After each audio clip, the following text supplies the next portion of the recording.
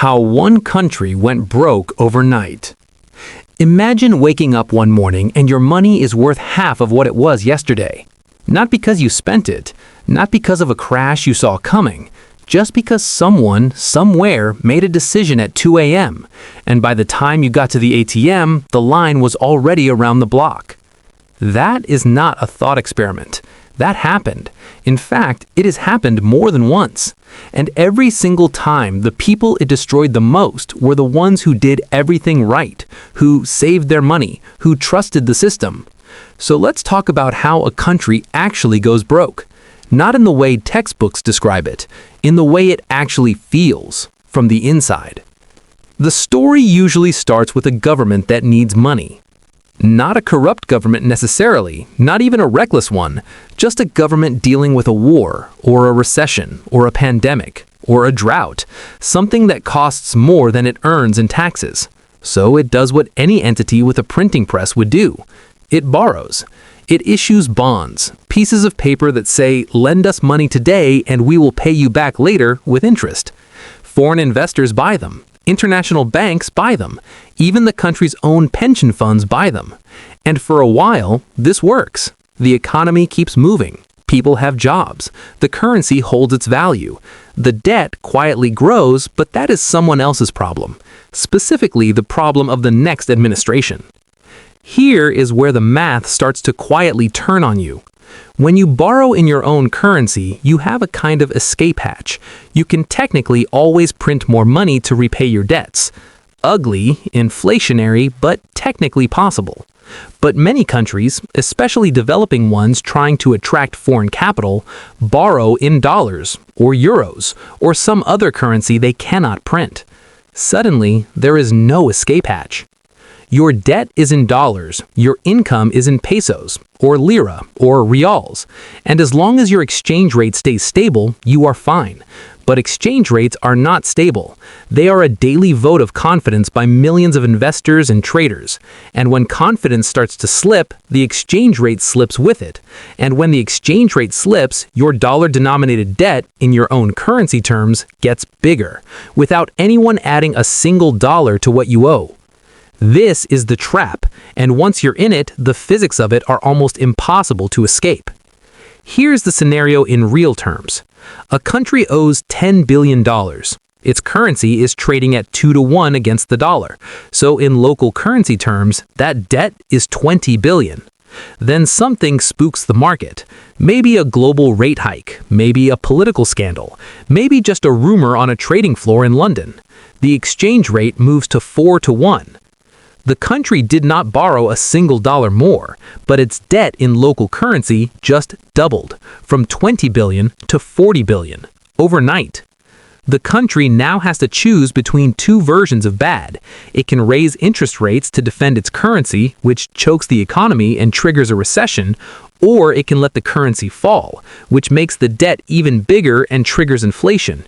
Either way, the people holding savings accounts lose. Either way, imports get more expensive. Bread, medicine, fuel. The government calls the IMF. The IMF says, we will help, but you need to cut spending. The government cuts spending. The people who depended on that spending hit the streets. And at some point, a minister sits in a room and does the arithmetic. And the arithmetic says, we cannot pay this back.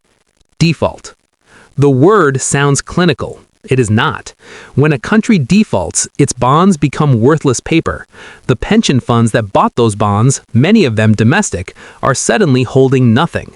Banks that were exposed to government debt become insolvent. Credit spikes up. Businesses can't get loans. Unemployment spikes. The most absurd part of all this is the timing. It never happens slowly.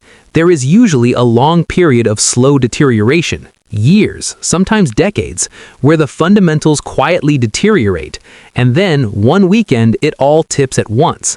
Because the moment investors believe a default is coming, they all try to get out at the same time, and the rush for the exit is what actually causes the collapse. Self-fulfilling. The fear makes it real. Argentina has done this 9 times. 9. The most recent substantial one was in 2001, when the government froze bank accounts, literally told its citizens they could not withdraw their own money to stop capital from fleeing the country. People responded by banging pots outside government buildings in a protest that became known by the sound it made. Lebanon's currency lost more than 90% of its value in just a few years. Sri Lanka ran out of foreign currency in 2022 and couldn't import fuel. Surgeries were canceled because hospitals couldn't power their operating rooms. Each of these stories has slightly different details, but the architecture is almost always the same. Debt in foreign currency, a fixed or semi-fixed exchange rate defended past the point of sustainability. Confidence collapses, contagion spreads. The exit is ugly. Now here's the part that should make you slightly uneasy, even if you live somewhere that feels immune. The countries that seem safest are often the ones running the largest deficits. They just happen to be borrowing in currencies they can print, which does not eliminate the risk. It just changes what the crisis looks like. Instead of a sudden default, you get a slow erosion, inflation, currency depreciation, a kind of default by installment, where the value of the debt shrinks not because you refuse to pay it, but because the money you paid it back with is worth less than the money you borrowed. Different mechanism, same result. The uncomfortable truth that sits underneath all of this is not that governments are incompetent or malicious or uniquely reckless. It's that the system we built, where countries fund themselves by borrowing in other people's currencies, where confidence can evaporate in a single trading session, where the rules are written by the creditors, is structurally fragile in ways we have largely decided to stop talking about. Every generation or so, one country becomes the example, the cautionary tale, the case study in a business school somewhere. And the people in that case study, the ones who lost their savings, who waited in line at ATMs, who watched their currency become a punchline, they did not make the decision that broke their country. They just happened to be holding it when it fell. So the real question is not whether this can happen. We know it can. It has. The question is, when the next country reaches that 2 a.m. moment, who will be in the room? What will the arithmetic say? And who, as always, will be left holding the bill?